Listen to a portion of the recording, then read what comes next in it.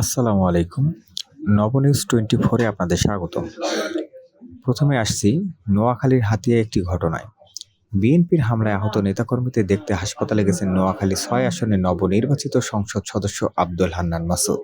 নোয়াখালীর হাতিয়ায় বিএনপির নেতাকর্মীদের হামলায় আহতদের দেখতে রাজধানীর কল্যাণপুরে অবস্থিত ইবনে সিনা হাসপাতাল পরিদর্শন করেছেন নোয়াখালী ৬ আসনের সংসদ সদস্য ও এনসিপি সিনিয়র যুগ্ম মুখ্য সমন্বয়ক আব্দুল হাসান মাসুদ।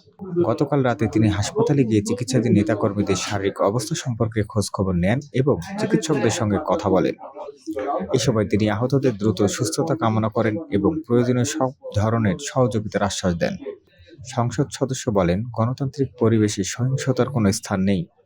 যারা এই ঘটনার সঙ্গে জড়িত তাদের আইনের আওতায় এনে দৃষ্টান্তমূলক শাস্তির দাবি জানান তিনি। হামলার আহত এক নেতাকর্মী বর্তমানে চিকিৎসাধীন রয়েছেন। এ ঘটনায় এলাকায় উত্তেজনা বিরাজ করছে বলে জানা গেছে।